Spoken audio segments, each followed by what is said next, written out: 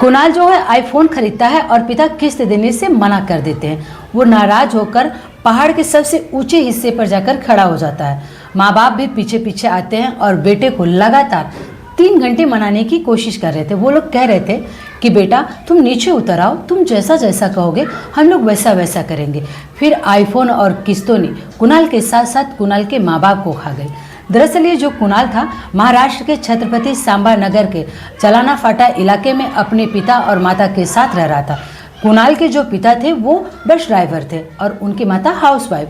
शायद कुणाल अपने माँ बाप का इकलौता वारिस था।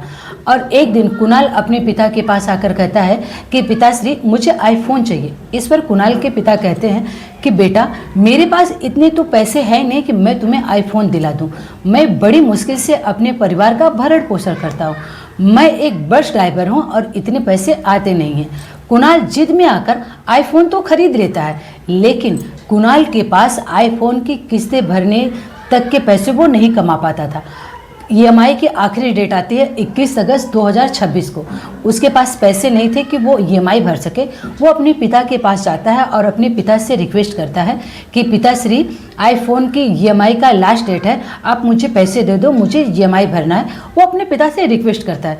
इस पर कुणाल के पिता कहते हैं कि बेटा अगर तुम अपनी मोबाइल का ईएमआई नहीं भर सकते तो इतना महंगा मोबाइल लेने से क्या फ़ायदा। मेरे पास इतने पैसे नहीं है कि मैं तुम्हारे आईफोन का ईएमआई चुकाऊं।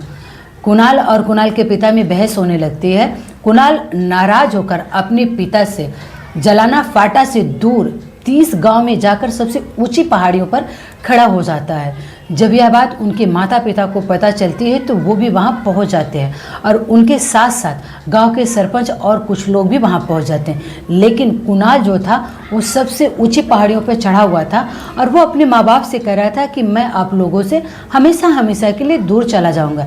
इस पर उनके माँ बाप कहते हैं कि बेटा तुम नीचे उतर आओ, तुम जैसा जैसा कहोगे हम लोग वैसा वैसा करेंगे। जो गाँव के सरपंच भी थे वो उनसे रिक्वेस्ट करते हैं कि कुणाल तुम नीचे चले आओ। लेकिन जो कुणाल था ना ही अपने माँ बाप की बात सुन रहा था और ना ही गांव के सरपंच की बात। फिर माता पिता अपने बेटे के बचाने के लिए एक तरकीब अपनाते हैं। माँ जो संगीता थी वो अपने बेटे से बात करती है कि बेटा तुम नीचे उतर आओ। बेटे के सामने हाथ जोड़ती है, मिन्नतें करती है, रिक्वेस्ट करती है, गिड़गिड़ाने लगती है। लेकिन बेटा अपनी माँ की बात नहीं सुनता।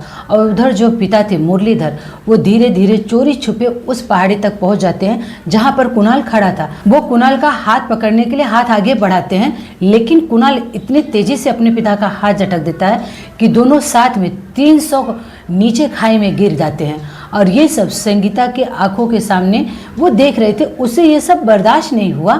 जब तक लोग समझ पाते तब तक संगीता दौड़ते हुए उसी खाई में गिर जाती है। आईफोन में ऐसा क्या था कि उसने ना तो अपने माँ बाप की बात सुनी और ना ही अपने माँ बाप की मजबूरी समझी। बाकी आप लोगों की क्या राय है प्लीज़ अपनी राय कमेंट बॉक्स में जरूर रखिएगा। जय हिंद, जय भारत।